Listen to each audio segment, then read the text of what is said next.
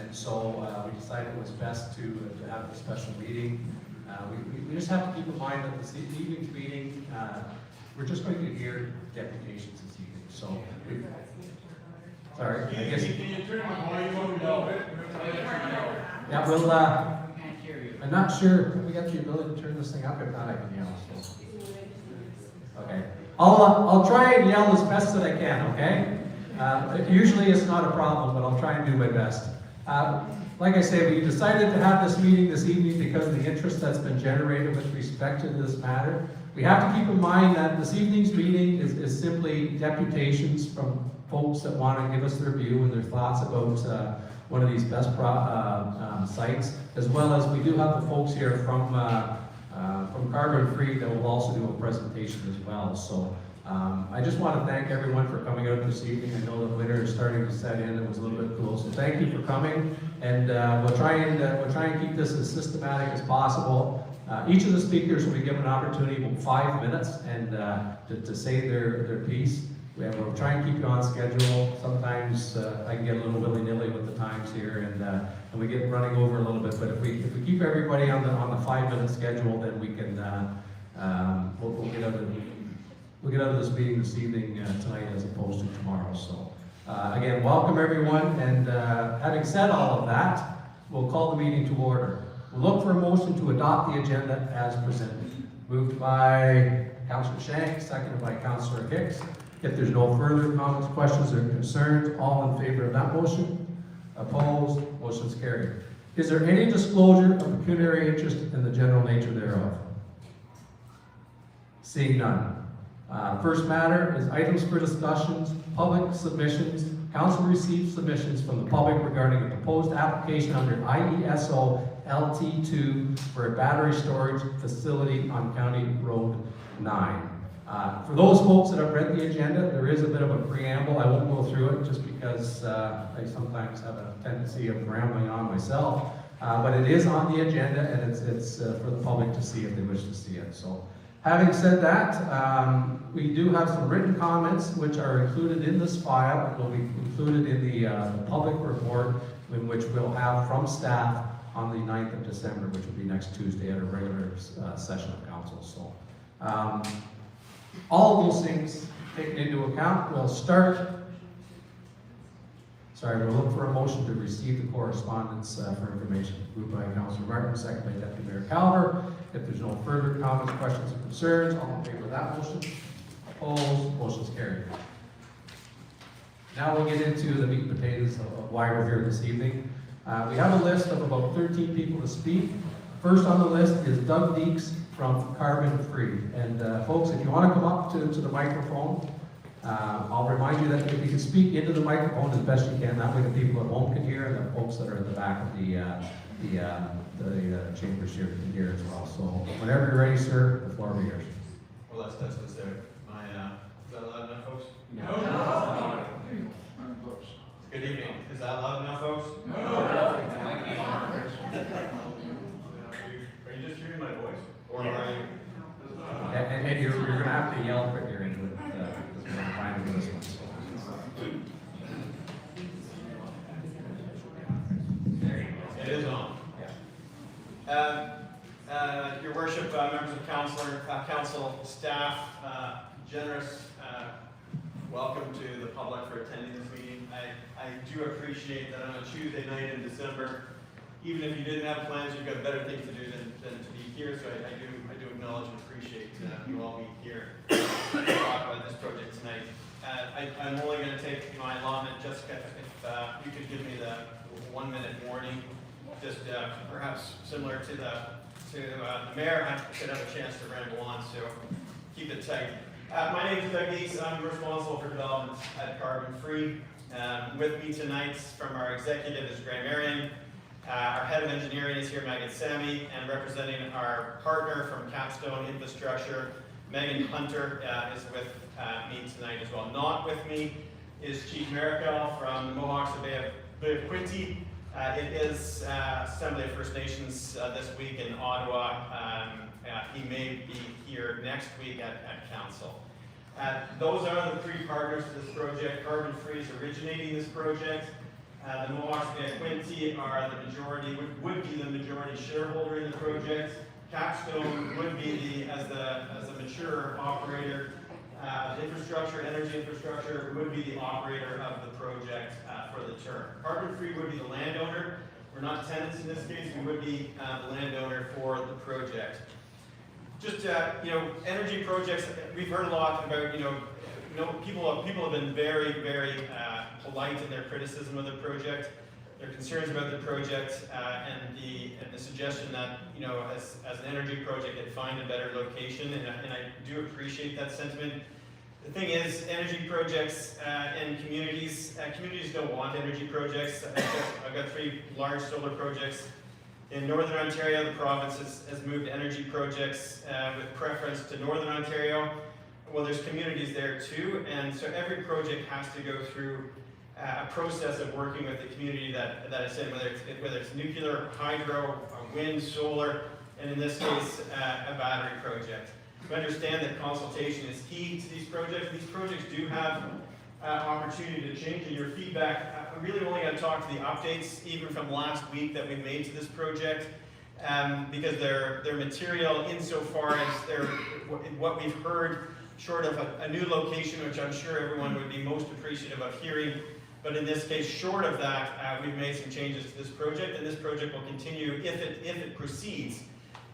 Were it to proceed, then it'll continue to be in the consultative process with the community. We developed, the Samsung project, the Kingston Solar project, north of Kingston 12 years ago. Large-scale solar was new at the time. There was lots of concern about what that implications of a project like that would be. It went through a consultative process all the way through construction. That project operated today by Connor Clark and Lund CCL as the long-term operator has proved to be a good citizen. Today it's an agrivoltaic project, meaning that it's a combination of the solar obviously, but then sheep grazing. That project has settled into the community well. Our commitment is to see this project, if it goes through, to see it through to being a neighbor in the area. The project updates and council, I presented to you 3 weeks ago, so not to go through details that we've been through and what staff is already familiar with and what the public is already familiar with. One of the concerns that we've heard is the access road for this project, where we propose to use the existing laneway.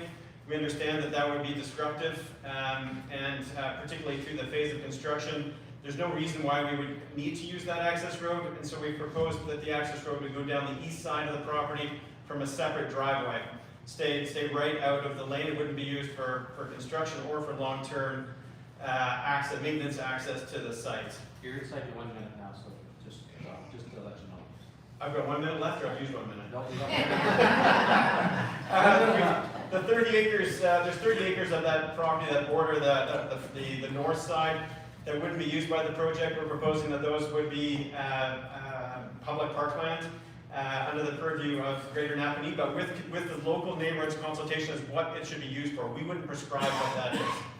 Projects like this also often include compensation for the immediate neighbor, the properties that abut the property where there's impact. So within the community benefits agreement, which is already proposed, we would have a subset for that, which would be compensation to that neighborhood. That'd be annual compensation for the life of the project. We talked a lot about screening and containment of the project. That would be enhanced. The bush area, though, that is between the road and the project would be left there. We're at the 5 minutes, so I'm all good. Okay. Thank you. Perfect. And I appreciate that the 5 minutes can go by very quickly, but I appreciate, just hang tight. What we normally do, Doug, is that we give council the opportunity to ask any questions if there's any questions of your presentation. So council, do you have any questions of Doug with respect to his presentation? And if not, then we'll move on to the next one. So we just got to keep in mind that our job tonight is to listen. So I appreciate Doug for the information, and if there's any other questions that come up, and this is for everybody here this evening, if any other questions come up from any of these deputations between now and next week, we have the ability to reach out and see if we can get those answers for you or from you. So I just want to make sure that there's an opportunity to, if something, sometimes as we're laying in bed, you think of something and you think, geez, I should have asked that, and we do have the ability to do that. So thanks again, Doug, I appreciate that. Thank you. Those comments that you made are also, they're submitted to staff, they'll appear in the staff report, will be published. available on the website. Great, Thanks, thank you. everybody. Next up, we have Leslie Laycox. Leslie, are you, there you are right there, so come on up. Welcome. It's probably harder going first than it is to go last, but I just ask if you could just speak into the microphone as best that you can. Well, it seems like that it's situated here. Yeah. Mostly You just, maybe hold it. it might be easier to hold it if you That's want, fine, so. I got paper around. Okay. There, hold it up this way. Very, very good. Thank you, Leslie. Welcome. And did you want us to let you know as you're getting close to the end, or are you good just with the buzzer going off? No, that might just disturb me, just for Okay. the buzzer going. Okay. Well, welcome, and whenever you're ready, the floor is yours. Thank you to Mayor Richardson and Council. First, I want to thank you for calling this special meeting so that the public can have a voice about what is happening in their community. Thank you. There was much concern, frustration, and a lot of unanswered questions going back as far as 2023, when the first 3 proposals were made public. The vote by council 4-2 to allow these proposed projects was quite alarming, mainly because 2 of the proposed sites, like this one, are in residential, agricultural, and/or environmentally protected land locations. I trust we all want what is best for the community. I understand that as a council it can be frustrating to do what you think is best, only to have a great amount of opposition. The IESO states that projects must demonstrate municipal support via a resolution at the time of the submission. Council, your constituents are showing considerable opposition to these projects, as seen by our online petition, as well as physical petitions totaling well over 750 names. Signatures and the turnout tonight also demonstrates the amount of opposition to this particular project. The reality is that this is about money and benefit. No one hosts a project like this to be nice. We contemplate it because community benefit payments could potentially help the township and therefore hopefully keep taxes to an affordable level. I understand that the community benefits from the boardwalks project, for instance, totals about $400,000 per year plus. If other projects are similar in monetary benefits, that is a considerable amount of dollars flowing into our community. Sounds really enticing. Yet is it? What are the overall costs, financially, emotionally, physically, to our townspeople? What about education costs for our fire service providers so they are safe? Death fires are not your average everyday catastrophe. Will job opportunities increase in that? Most probably not. Construction is generally, it comes from experts in the field, predominantly from out of town. Then once completed, it will be viewed remotely from outside the area, possibly outside the country. Other than regular maintenance, again from experts, I would think, there are no job opportunities. Will there be an adequate security other than a 6-foot fence? In this social climate, security is sure to be an issue. What other safety protocols have been put in place and who will pay for this? The vote to be handed down by council on December 9th, approximately 3 weeks after notice was delivered by the proponent, was not enough time for residents to do their due diligence. Further, some residents just do not have the access to computers, etc., or access to the town website to check regularly for what might be a concern. If council and/or proponent want residents to be open to new ideas, it has to be done through unbiased, timely dialogue. We must be shown in black and white where every dollar will go and how it will serve the community. Set out in writing, stating terms, protections, dollars, cents, and proof. Too many commitments to best proposals are being considered in the town of Napanee. Probably because council has indicated that they are a willing host. Once a project to build a best on private land is accepted, It can set precedents to approve future projects on other private lands. Projects are disproportionately proposed for the southern part of the county. Any industrial application must be located in areas at a considerable distance from residential, agricultural, and environmentally sensitive lands. There appears to be no reasonable argument otherwise. Location is key.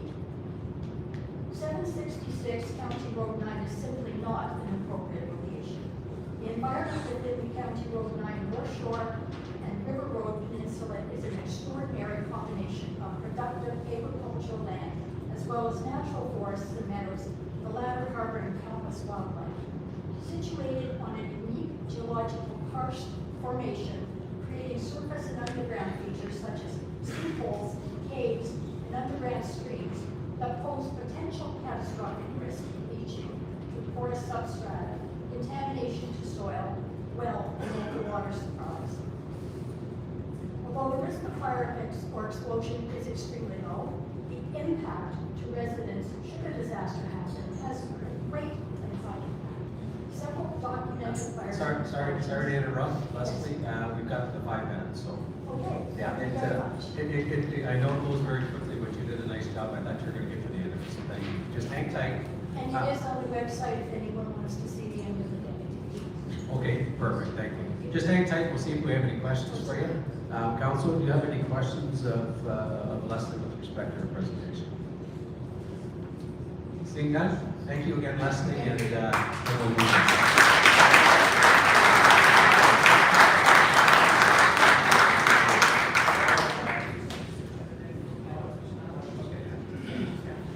Just stand by, folks. We're going to switch the heater off. If it starts to get a little bit too cold, just somebody out there wave your arms and we'll turn it back on. It might make it easier to.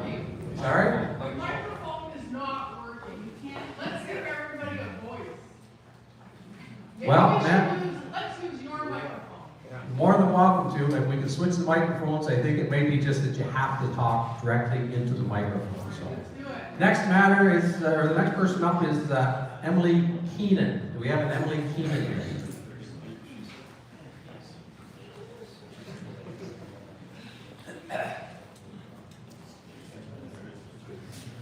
All right, lucky for you guys, I can project and I know how to use a microphone. so- Thank you, Emily. You do. So thank you very much. And whenever you're ready, just let us know. The floor will be yours. All right, I'm ready. Okay, so I am gonna get a little more personal with this because I live directly beside this thing. So this is for me and my neighbors surrounding this. So I'm at 776, right beside the facility. I moved to Napanee almost 5 years ago. I saved every penny I could to buy that home in the middle of a pandemic. Something nearly impossible for young people to do today. And I left the city for the quiet of the country. So I built a little homestead, married my husband. I have a newborn son, and this home is absolutely everything to us.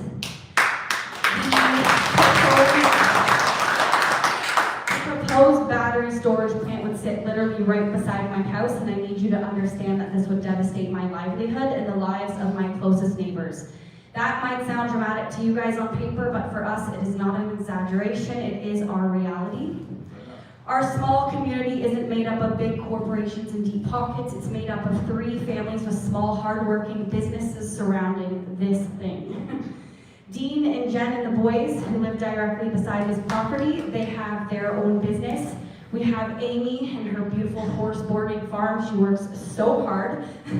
And this could really affect the loss of her clients. And then myself, I have an organic farm stand, and the proposed entrance is right beside my house and where the farm stand is. I also work in the music industry as well, recording and production. This could be potentially loud, so it would affect me every day.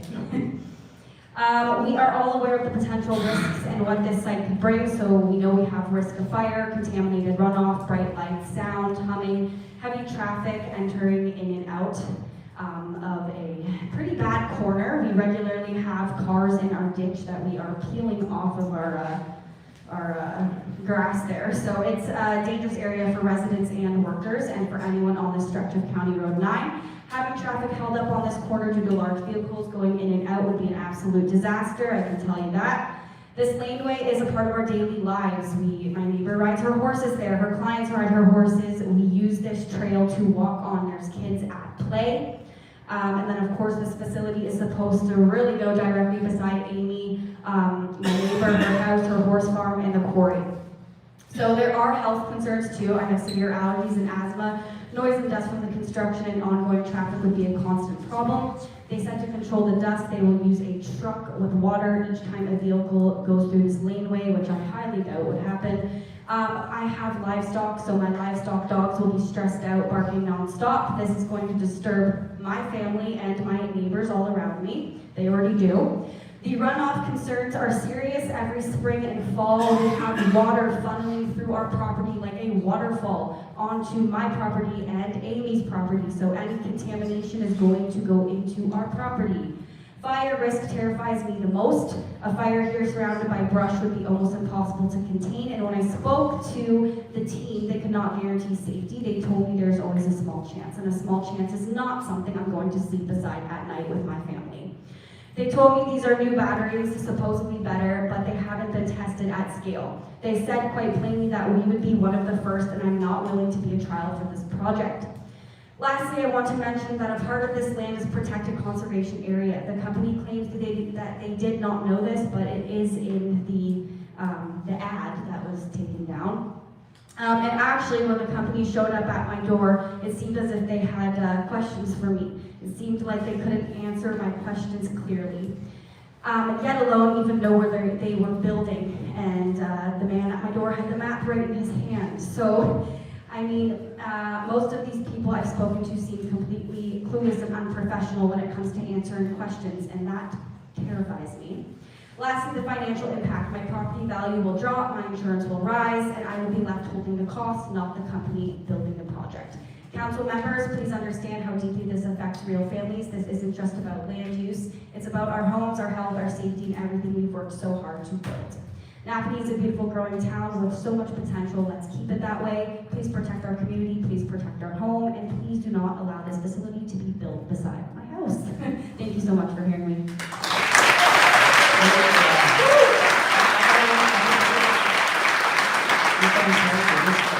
Council has any questions for you, but thank you, and you must have timed it in because you got in perfect, so thank I you. talk fast.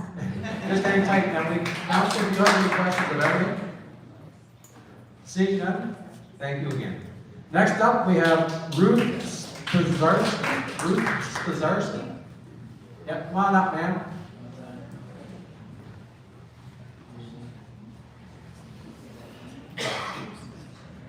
Welcome. And as you can see with the microphone, you'll have to talk fairly close to it so that the folks at the back can hear you. It sounds like the microphone's working fine. You just have to talk right into it. So welcome, and whenever you're ready, the floor will be yours. Can I just check? Can everybody hear me? Yes?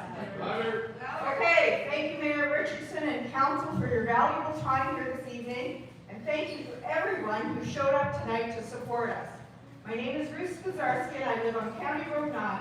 I do not want to make this sound like I do not want this best facility in my backyard, but I don't want it. The more I learn about this facility like this, the more I do not want it anywhere near the town, and the more I am afraid of the repercussions of having a site like this in Greater Napanee. I'm a fairly new resident of 7 years. I grew up on a farm and wanted to return to that lifestyle.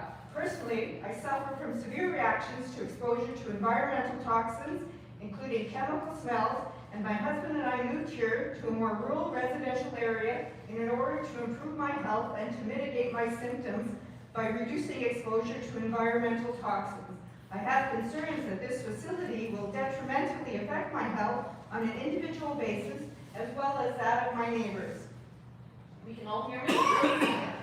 With rising health concerns, this will put a further burden on the local healthcare system and the Napanee Hospital.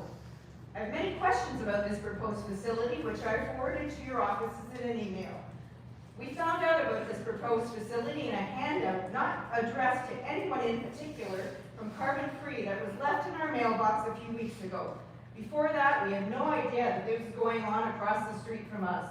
I do not believe that this is proper notice for any of the residents within close proximity to the site at 766 County Road 9. This leaves us very little time to prepare for this meeting.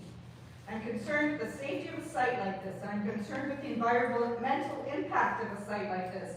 As far as I understand, the Conservation Authority was not even apprised of this proposal. The proximity of the site is very close to the Napanee River, Bay of Quinte, and Lake Ontario.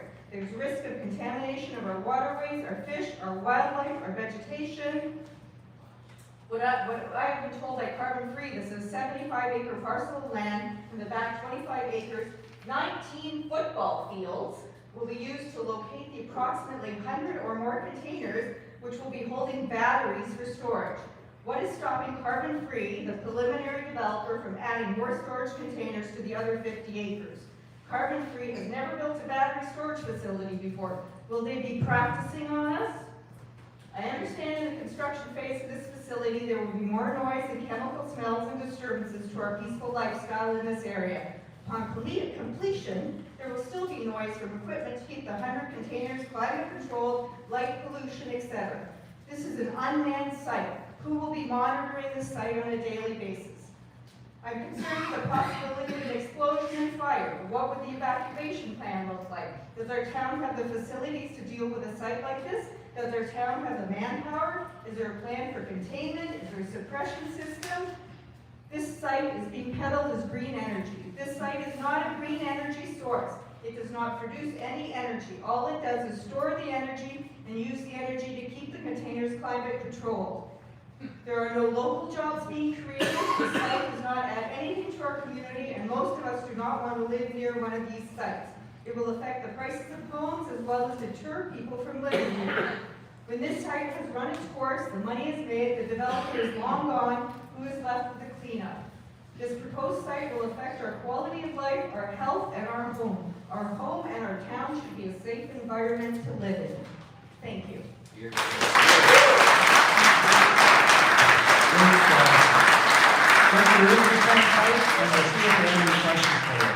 Council, is there any questions of Ruth with respect to her presentation? Seeing none, thank you, ma'am, and thank you for the presentation. Next up, we have Mark Rogers. Is Mark Rogers here? Oh, there he is, right there. I guess I should have known that. Whenever you're ready, Mark, as you can see, you've got to speak directly into the microphone. I got a few questions here. I think it's simple. I have submitted reports things here to address is the health hazards on the safety aspects in relation to the exposure of the different types of exposures, which will be also by the decibel levels of noise to the human ear.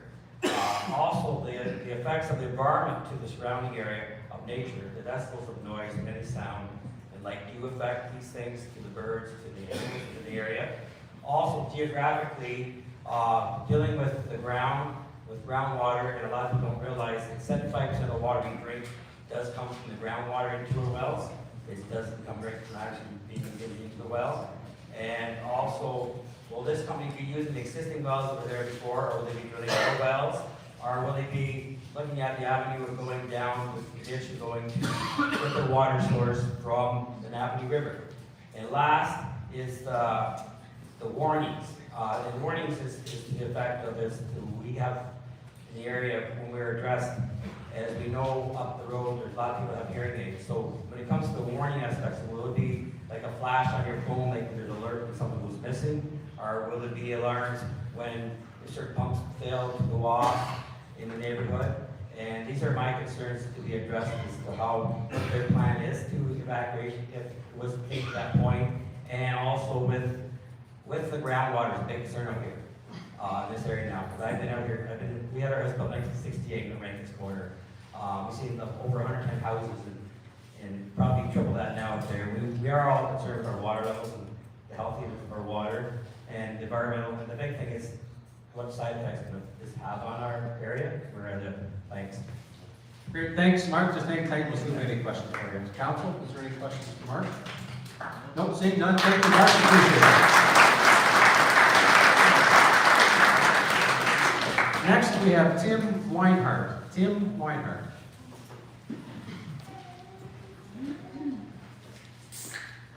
Welcome, sir. It gets easier as we get down the list because you can see how it works. And I'll just remind you, you just need to speak directly into the Just let me know, microphone. so if I don't forgot. Yeah, the buzzer will go, we'll let you know. So welcome, and whenever you're ready, the floor is yours. Okay, good evening, members of the committee and council and staff. Thanks for the opportunity to voice our concerns and our opinions on this proposed facility. I'm here to voice mine as well as my family's formal opposition to this proposed site. Aside from the real concerns I have due to contaminations of the wetlands close by, porous karst geology, increased fire risk to the 1,000+ acres of mixed grassland, highly combustible cedar forest bordering the site, wildlife concerns, I'm going to outline my 3 main direct concerns that I feel impact my family and I. Each of these concerns will be discussed with points relating our concerns. First off, we have our property value impact. Speaking with the product engineer Majed, he stated the potential property value impact during the build process would be the only time where we would see that. I don't agree with that. Here's the reasons. Judging by the number of concerned citizens we have here tonight, the detrimental overall view of this would make the whole property or the whole area less desirable to live in. Thoughts that the whole site will be shielded from view and nobody will be able to notice that it's there. That's kind of a, that's their idea. If somebody's going to look to purchase a property in this area, obviously they're going to do their due diligence. They're going to look at Google Earth. You're going to see this. They're going to wonder what it is, and then basically from there, they're not going to be interested in it. This was present when we came to this area about 5 years ago. There's a good chance, though, during our research, we probably would have put less consideration on buying our property. We're about 1 kilometer away from the proposed site. So there you go. If the property value diminishes, what legacy or inheritance values will we have for our children going forward? Our kids are older, but still we have to think and consider that. As all these above points are going to be an ongoing matter of psychological, emotional stress, potential for investment to be devalued, leaving us a smaller safety net if circumstances change is very unnerving, considering the current business climate. Also concerning is where the decommission, what's the plans for decommissioning? It's supposed to operate for 20 years. Will the land be returned to its original state? Will the long-term impacts to changing the land and the terrain for that time be considered? There's a proposed amount of funds to be set aside for decommissioning, but what happens if the company sells or becomes insolvent? Our second point of concern, main concern, is insurance impact. Insurance may be more expensive due to additional risk with a facility of this sort within the vicinity. With increases in claims to homes due to disasters occurring more frequently, premiums have and will continue to increase. Insurance companies are becoming more stringent with their requirements, and there may be an impact. Any potential risk is considered by them as it is a business, and changes to policy and pricing models change to address those risks. We all know this. This again contributes to my family's emotional stress as well as my neighbor's emotional stress too. How are we going to cover these additional costs if this gets out? We had a discussion with some of the people here, and we don't even want to bring this up to our insurance company for fear that there might be reprisals right then that they know. So if that's an actual risk that we feel that, is going to be a potential, how is that going to be addressed? Third point, quality of life impacts. We purchased this property to be close to the natural environment while still being close proximity to town. This is ideal for our mental and emotional health. Potential or possible impacts on the nature, wildlife, and serenity around our home is frankly depressing. Even perceived risks weighs on your psyche and detrimentally affects morale and well-being. This facility would cause consistent worry about our surroundings. This past dry summer caused daily concern due to increased fire risk and potable water risk. A lot of us were worried about our wells or had issues with our wells. Having a nearby facility that can increase these risks, even negligibly, would exponentially cause more underlying concern and perceived danger to our life. All people should feel safe in their homes, but this facility would significantly change that feeling for my family, myself, and my neighbors. This is not just voiced by us. This is the feelings of the majority of us living close by. Just look at the numbers. It will be much like something lurking in the background that causes us thoughts and feelings of what ifs, uncertainty, and fear overall. Yep, we got to the 5 minutes, Tim. I think you must be getting close to the end. No, I was. So. Yep, that's great. Nice job, just hang tight. Is there any questions of Tim with respect to his presentation? Nope, seeing none. Thank you very much, Tim.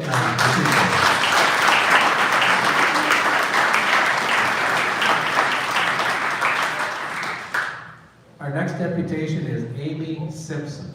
Amy? There you are there. So.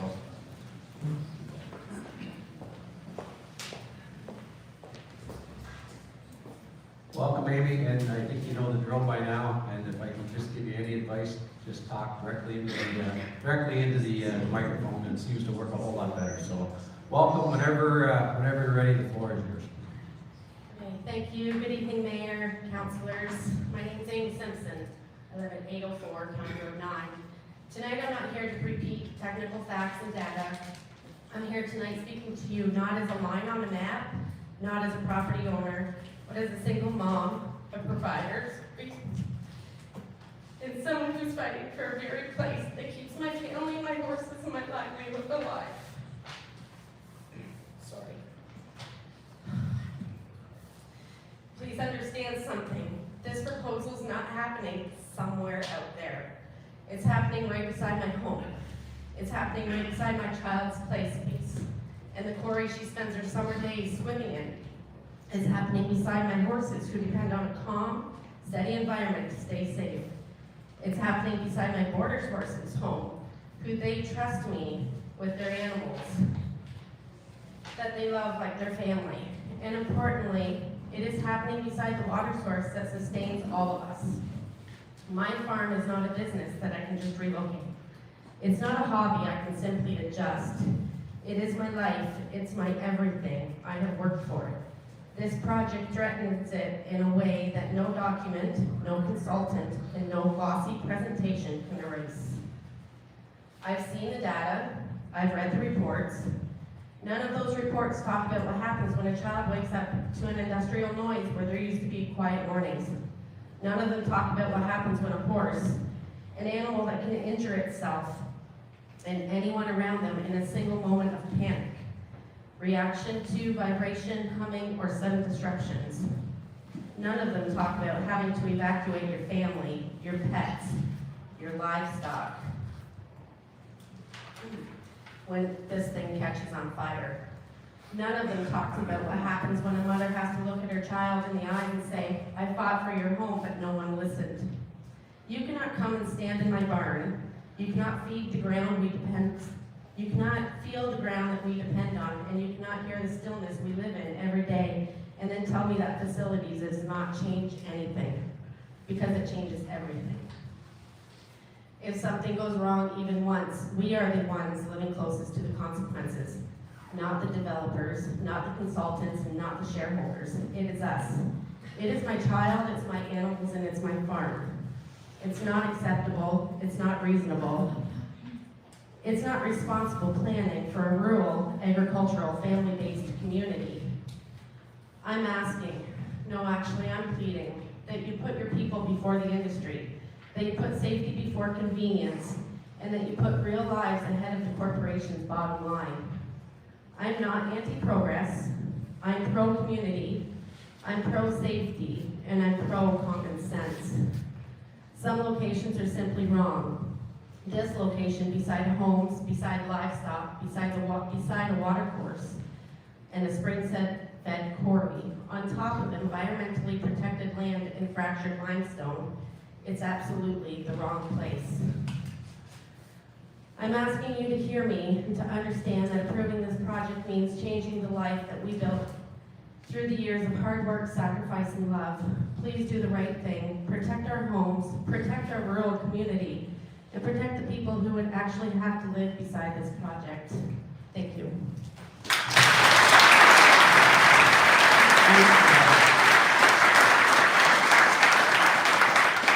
Thanks, Amy. Thanks very Okay, is there any questions, council, for Amy?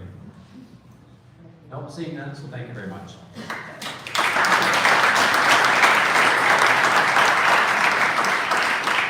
Our next deputation will be Ian Morrison. Ian? Oh, there you are.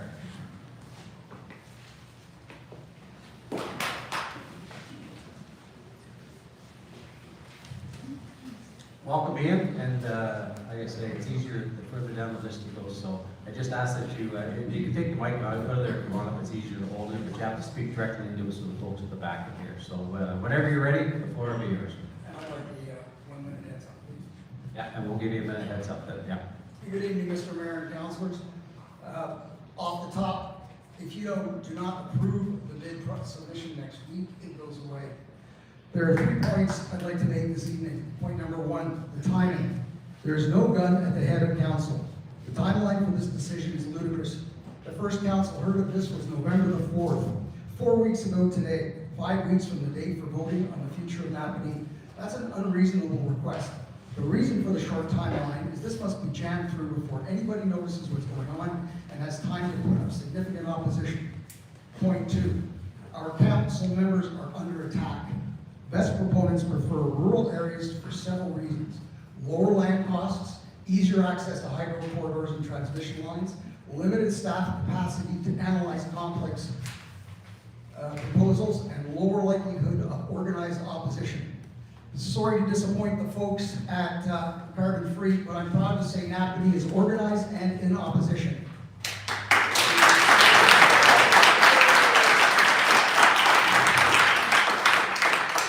Through no fault of their own, town council lacks the technical knowledge or legal support to fully scrutinize the project. Carbon Free relies on familiar buzzwords like clean energy, grid modernization, and helping the province transition to net zero to frame their proposals as beneficial. In reality, these are private, profit-driven ventures with no meaningful benefit to Napanee. Council must recognize that they are being approached not because they are key partners in a transition, but because they're seen as easy targets, a jurisdiction less likely to push back. Understanding this dynamic is essential. These are not local energy partnerships, they are speculative corporate installations that depend on local governments granting land use and zoning approvals without fully understanding the risks or asking who benefits. Carbon Free has only one objective: find someone to sell them a piece of land big enough to build on. They really don't care where, and slide it past the community and council so they can move on to the IESO stage. If council approves this, you'll never see them again. Napanee, as an opportunity, will be sold as a package to nobody knows who for the actual building and maybe maintenance of the facility. If you were taken in by the colorful posters last week, it's safe to say nothing you saw related to the future was an actual commitment. Once the contract is sold, it's up to the new owners to decide our fate. They will choose what type of battery, whether it's lowest bidder or highest quality. They can't have both. Building materials adherence to the non-existent BESS specific regulations, and so on down the line. Point number 3, why the hustle? It's the private business model. The private sector BESS projects are for profit, with investors who expect a profit. After all, it's a for-profit business, with the profits going to the investors. This differentiates it from the Adjourn project. Adjourn is a wholly owned subsidiary of Hydro One. Any and all profits earned by Adjourn go back into public coffers. The companies involved get massive tax credits, 30% from the feds and incentives for building from the province. On top of that, and this is a really exciting part for investors, they are guaranteed by the IESO to enjoy a fixed level of revenue regardless of how much they produce. They've taken all the risk usually associated with arbitrage markets out of the equation. It's a dream come true for investors. BESS are making money hand over fist with profits as high as 30%, with some of the shortest payback periods going, and of course, blowing up quite regularly. I think the farmers in Ontario would appreciate such generous terms for their for-profit businesses related to feeding us. Final thoughts, one comment about safety. With over 19 reported fires in just 15 years, many incidents are not reported, by the way. If airplanes had the same incident level... You're at a minute there, Ian, just to let you know. If airplanes had the same incident level, we'd all be taking the train. Approval is voluntary. Under the Municipal Act, councils are responsible for resident safety, financial prudence, and land stewardship, not for meeting private investment timelines or provincial procurement targets. Much of what I just covered is drawn from Municipal Oversight Brief, BESS Risk and Local Authority, a council's guide to battery energy storage projects in Canada, published in November 2025. Thanks very much.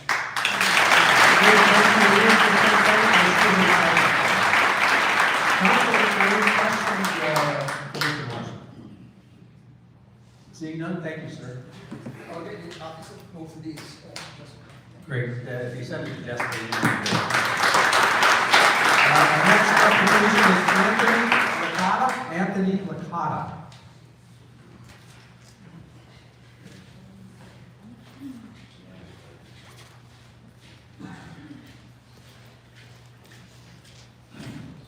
Question for you, sir. Yep. I have to show you videos, because I have some videos that go along with this proposed site as well. I can get to my speech. I don't think we have.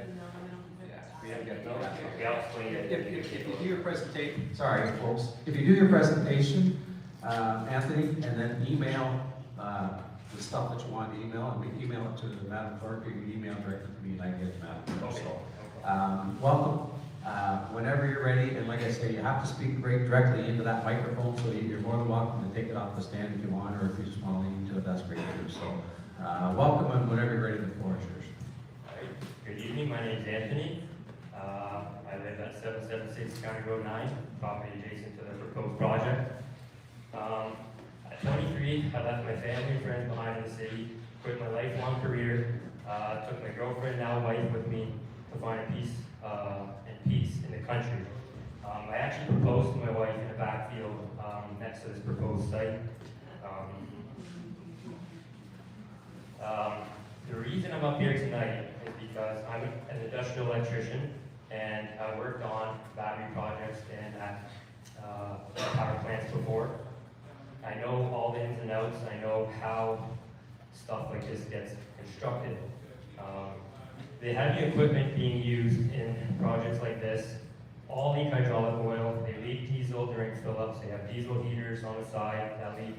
A lot of the construction workers are not competent.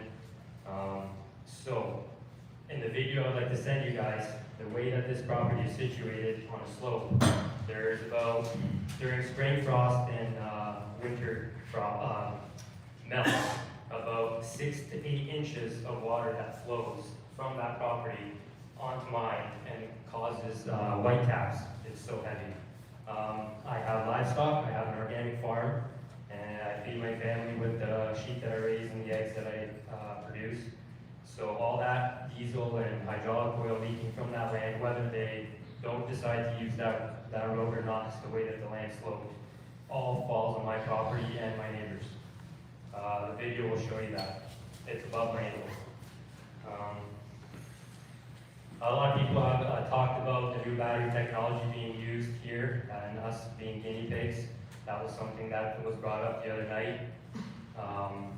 The 700-meter setback from homes doesn't really is not beneficial for anything because of the livestock that's not 700 meters and the livelihood of the livestock drinking from the water next to that. I've spent every waking minute of my life trying to better this house for my family and work the land and wanting to pass something down to my future kids that this would just, if they wanted to sell the house to move on bigger land, this would severely decrease the house value. January 16th, 2025, a 300 megawatt facility in California caught fire, which is only 50 megawatts more than what this is proposed. The toxic debris was scattered 1.2 kilometers in that incident, so there is a chance, though unlikely, that it could happen here. I'd like to end my statement proposing that that property never be allowed to be rezoned to industrial due to the proximity to residents.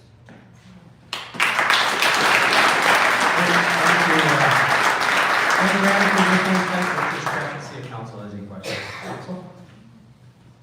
Seeing none, thank you, sir, and we appreciate your time. Next application is Mike Stockfish. Mike? Oh, there you are. Here I am. Quite a senior earlier today. Not bad. Hey? Microphone. You know the procedure here, Mike. Hold the microphone is probably easier, and whenever you're ready, the floor.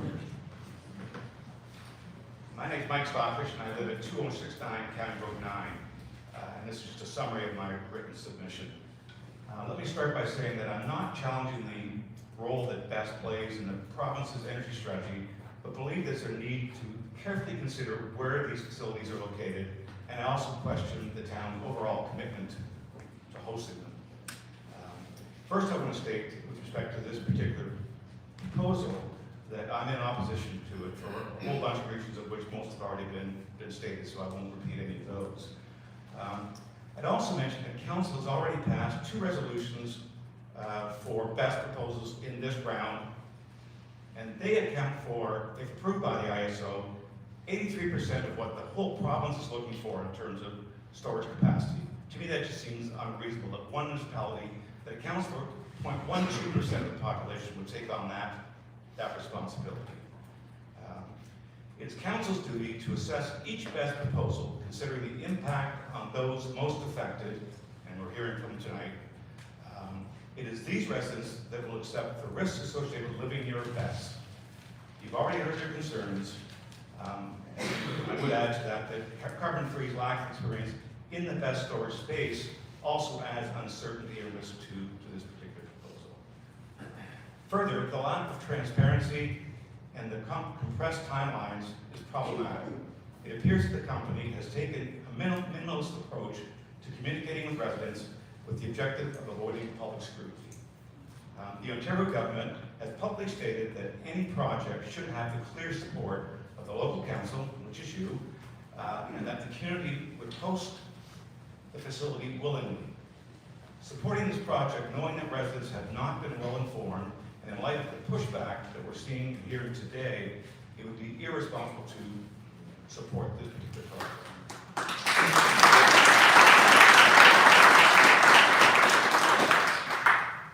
If additional BESS capacity is to be placed in Napanee, the Adjourn Power proposal, which has already been supported by Council, makes the most sense.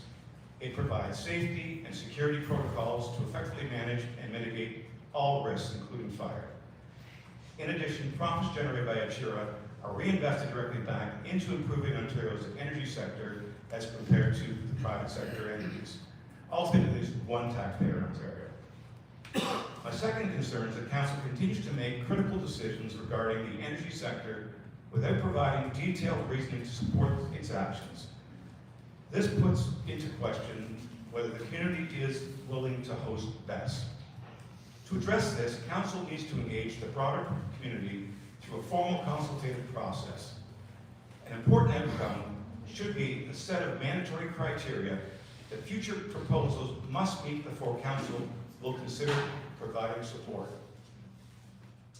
Establishing such a policy would also reduce the unnecessary stress put on the affected residents for projects that do not meet those thresholds.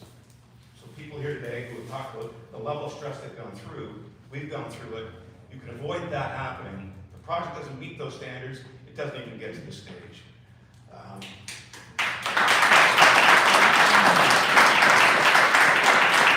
It will also be fair to proponents. If they have no hope of winning, then let them know what those standards are in the beginning. Relative to other Ontario municipalities, Napanee has and continues to make a disproportionate commitment to the province's energy sector, including BESS. We've got the Lansing Edmonton Power Generation Facility, we've got the Adjourn Power Generating Station and the recently announced expansion. We have a BESS facility currently being built down at Adjourn. We have, in the last round of ISO procurement, approval of 3 proposals, of which the ISO didn't take any, and you've had 2 that have been approved already. To me, that's an unreasonable commitment for a municipality this size. There's some urgency for this to happen, being the public consultation, given that there are more ISO procurements on the horizon. The extension of this LT long-term 2 RFP that we're in the middle of has about another 1,000 kilowatts of storage capacity they're trying to secure by 2028. So there's more coming. So let me close by reminding Council how risk is measured.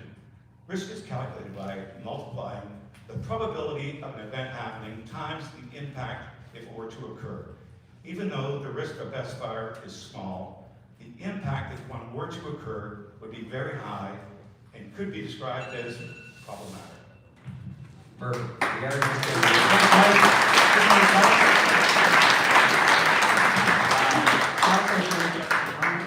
Seeing none, thank you, sir, and thank you for your time. Next, we have Dan Spizarski. Dan?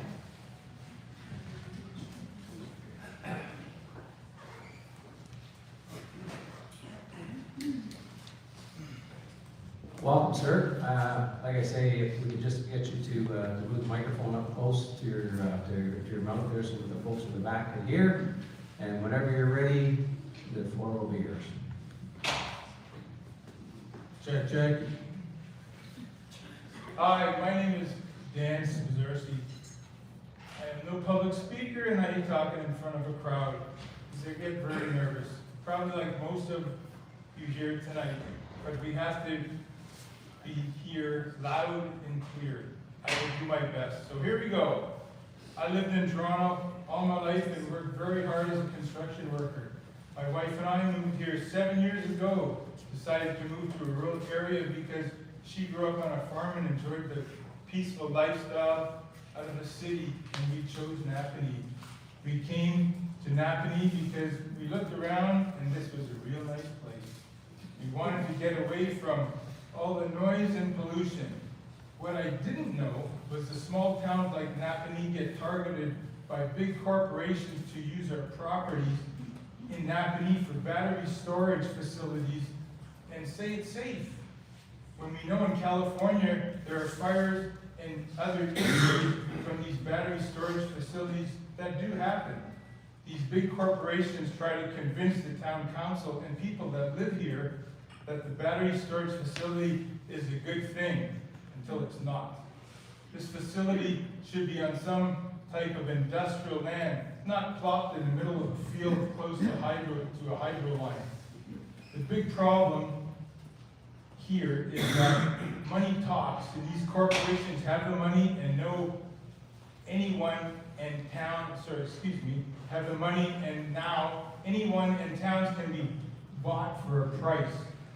Let's not be the town that gets convinced by corporate greed. The town of Napanee has to decide whether to let someone who has never built a battery storage facility to build one in our community. The question is why? Napanee Town Council has already accepted 2 battery storage facilities. These corporations will just fill all our land with battery storage facilities. Does Napanee want to be known as a battery storage capital? Are these facilities creating any local jobs? Are they hiring anyone in town to do the work? They may say they will hire local, but do we have the professionals to do these jobs? No. So they will hire outside of Napanee or outside of country. How many jobs will this project for our town in the next 20 years? How many jobs will this project produce for our town in the next 20 years?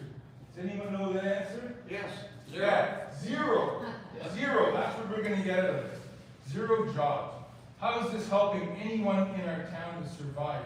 Corporate greed does not care. Corporate greed is getting rich. There must be other ways that this town can generate income without putting battery storage facilities on our properties. These companies will keep trying everywhere because they're getting rich from this. The town will never get rich from this. Yes, the town will get a kickback, but is it worth it? What is the kickback that the town is going to end up with in 20 years? It's going to be peanuts, and the corporations don't care. Corporate greed will look anywhere they can to make money for themselves. Remember, they do not care about us. We have to look after ourselves. Say no to the battery storage facility. The companies will keep coming here until we say a hard no thanks. Our town has done its part. If Napanee accepts this proposal, the right to land is not protect our land in Napanee. Let's send a clear message. No, thank you. Thank you. Great, thank you.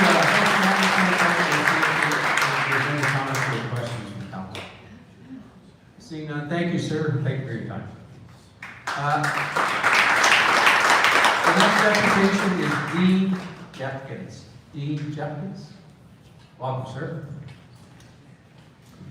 It gets a whole lot easier when you get near the end, so all we'd ask is that you just speak directly into the microphones and the folks at the back of the area. So whenever you're ready, the floor is yours. My name's Dean Jeffkins. I'm a resident of Napanee, right beside the proposal of the battery plant, 744 County Road 9. Talk a little louder, please. I'm one of the residents that is affected by the battery plant, 744 County Road 9. Main 4 people. You know, we 18 years ago we bought our place. Never thought anything like this would ever happen. You know, zoning, we changed, you know, from agriculture, farming, and residential, now into commercial industrial, in the middle of nowhere. You know, big concern we have is a water problem, and you heard that us tonight. Insurance problems coming up, maybe if this is proposed. One of the questions I have for you, council, tonight, if you would answer, is would you want it beside your house?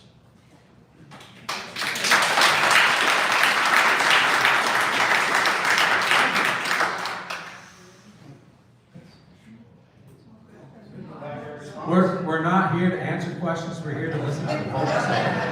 Dean, continue on. But I think it's important to realize is that 3 of the 7 members of council here live on County Road 9. To run out beside it, not like the 4 of us. Go ahead, thank you. And the other one is the corporation. We asked, you know, she asked me, what would be a guarantee if I wanted this plan in? I said, could you guarantee me my water would never get compromised because of the plant if there was ever a problem? They said, we can't do that. And that was a big concern, and a big concern for most of the people in the area. Pretty much my view on this. You know, please consider not putting in the battery plant in this part of town. There's many places, other places we could put it in. Napanee. Great, thanks. Thanks, Dean. Just hang tight. Seeing none, and Jennifer Jenkins. So come on up, Jennifer.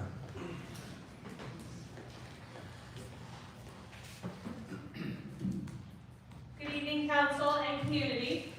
I wasn't planning on actually speaking tonight, but I came up to decide. I'm not going to beat a dead horse. We're all having issues concerning the water, the unknowns, and the lack of transparency from the community. We handed a flyer in our mailbox on a Friday afternoon, so no one by the time they get home actually talk about what's going on. It's just outrageous. And to push it through in less than 5 weeks is hard to hear. The big other thing is the unknowns. There's no answers. We were upstairs at Best and Bash last week talking to them. Every single person gave us a different answer. I was told at one point they have 2 different lithium batteries they're looking at, but if something comes up that's newer and better, in the 2 years they're estimating it'll take to build this thing, they might change their proposal completely. Can't tell us how many units are going to be in, how many fans, the humming noise. I have health issues. We moved out of town into the middle of nowhere to be quiet and rural, to enjoy the country living. I have deer that come through my yard, I have turkeys, I have foxes, I have little meats, I have birds. Out the wazoo, I love them, I feed them all the time. My blue jays drive us nuts every morning. That's all going to change with this humming noise in this battery plant. And they tell me, we're going to check the agricultural impact by sitting somebody under a tree to count birds. Really? At the end of the day, this is detrimental to everybody who lives around it, not to mention further out. Because if there is a spill or a contamination, there is no way with the way that slopes and runs off that it's not going to potentially end up in the Napanee River. We are sloped down a hill and we are on fractured limestone. The concern for the impact of the environment is very, very concerning to all of us, not to mention our wells. The impact could potentially be years being that we're fractured limestone. And the fire risk. To be told that if there is a fire, their plan is to have the Napanee Fire Department go out there and watch it because they can't put it out with water. We are right beside agricultural farmland. With the drought we had this year, if that farmland touches, what is the safety plan in place to protect the residents around that?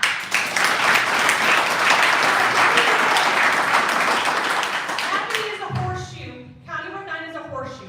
If it goes across and down, what's your safety plan to get people out at the bottom? Because it could potentially go catastrophic very quickly. Because there is no way to get back into that farmland to attempt to put that fire out. Not to mention, we don't have a big enough fire crew to combat that. So the concern for us out here is very, very high. Not to mention the lack of ability to potentially sell my house. My husband and I are looked at potentially moving. We would end up with a mortgage again. We are mortgage free. We work very hard to be mortgage free due to my health issues because I potentially could end up not being able to work tomorrow if my health flares again. So the fact that we could potentially end up having to move because of the noise produced by this facility is heartbreaking. We have lived here 18 years, set roots, have grown children, and it's hard. Because it's not just us, it's our neighbors that are around us, that their livelihoods could be completely demolished. I ask that you guys consider the impact to us. Because at the end of the day, we may just be a blip on a map to you guys, but we are a community that backs each other and supports each other, and this is not just one of us, it's all of us it's going to affect at the end of the day.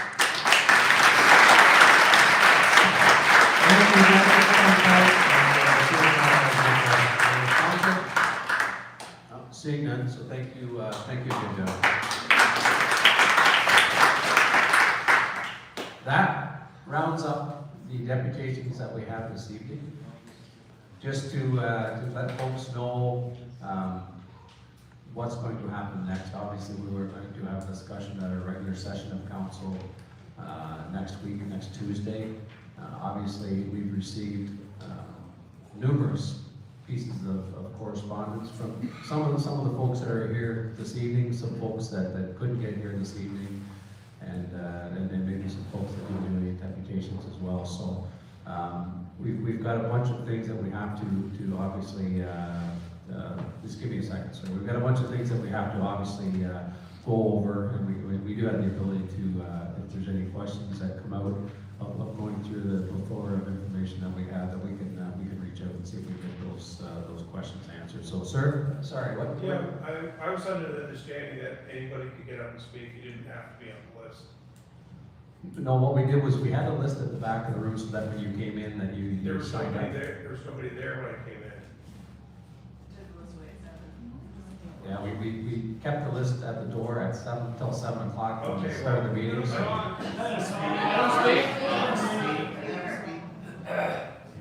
Come on up, sir, let's have a chat.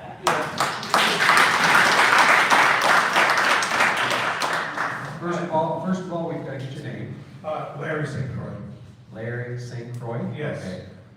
You watched this evening the rules of engagement? Yes, of course. So we'll give you the 5 minutes that the other folks have, okay? Okay. And had you submitted anything prior to? No, I hadn't, but I was under, even reading the letter that came out that, I didn't understand that you had signed, but I did ask, and there was nobody there, so I came and sat down. Okay, go ahead, whenever you're ready, go ahead. Yeah, okay. Well, I appreciate the ability to come and talk, and I also actually appreciate these folks. I talked to everyone, each one of them, and they were quite accommodating. I haven't talked to anyone on council because I haven't seen anybody on council at the meeting or recognized them. I live fairly close to the project, across the road. I just want to make a couple things. Like, a couple of points that everybody made here tonight was how fast this has happened. We did not have a chance to really get engaged together. I've done a little bit of research, a little bit of time I had. I'm not an expert on this sort of field. I've been in construction all my life. I understand the process. I can't think of a worse place you could put this plant around Napanee than where you're putting it. Like, you've got marsh, you've got quarries, you've got houses close, farmland, like, the only thing, it's a location of convenience. That's all it is. We've had floods in 2017 and 2018.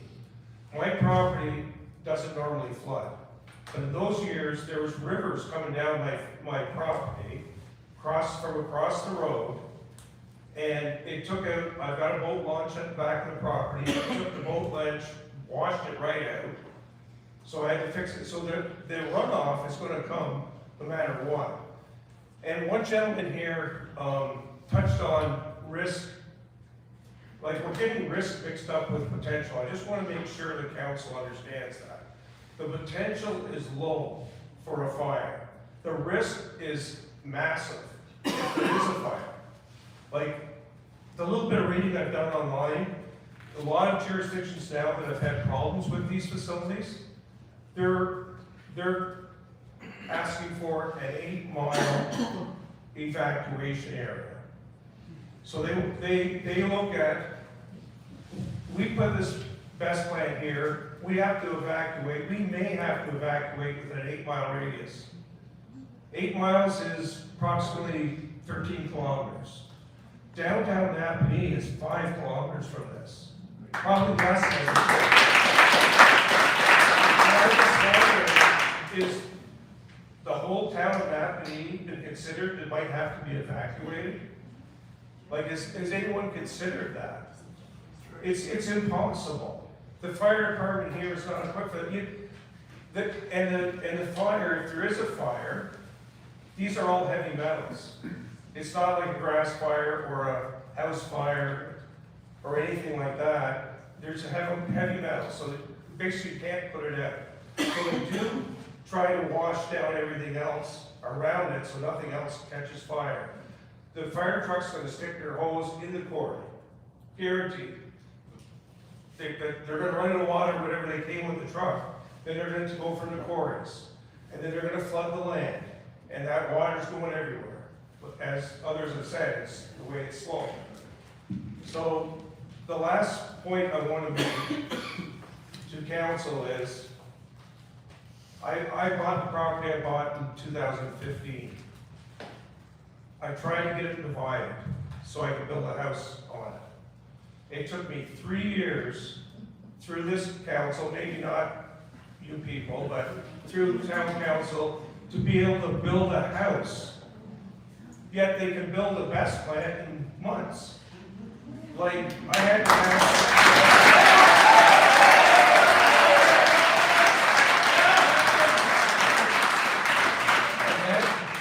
to hire my lawyer, and luckily, probably one of the best lawyers in town, and he did it at a very reasonable cost.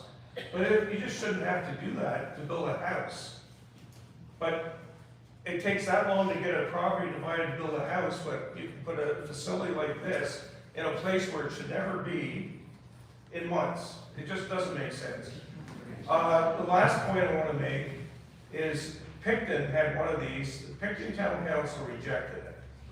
Very close to the same circumstance as this one.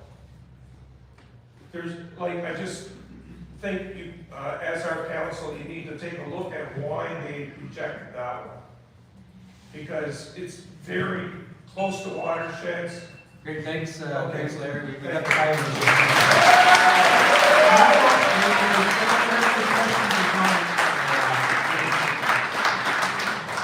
Seeing none, thanks folks. Like I say, we're at the end of our list. As I said earlier, we've got a pile of information to go through, and then we'll have a discussion along with the staff report at our 9th of December meeting. So thank you folks for coming out this evening, and safe drive home, and hopefully it's not snowing out. So saying that, we'll look for a motion to don't receive the... Just 1 second, please. Could you please just spell out for us what the next steps are? When the decision may get made? Because that's not... I think I did, sir. I said that there will be a report come back to the 9th of December meeting, which is our regular session of council, and then a decision will be made on the 9th of December. So. In any event, we'll look for a motion to note receive the deputations, the 14 deputations received this evening. Moved by Deputy Mayor Calver, seconded by Councillor Hicks. If there's no further comments, questions, or concerns, all in favor of that motion? Opposed, motion's carried. And we'll look for a motion to confirm the proceedings for the bylaw for the Council of Corporation Town of Greater Napanee. Moved by Councillor Hicks, seconded by Councillor Shank. Ready first, second, and finally passed. The second day of December 2025. All in favor of that motion? Opposed, motion's carried. And look for a motion to adjourn. Moved by Councillor Hicks, second by Councillor Shank. If there's no further comments, questions, concerns, all in favor of that motion? Opposed, motion's carried. Thanks, folks.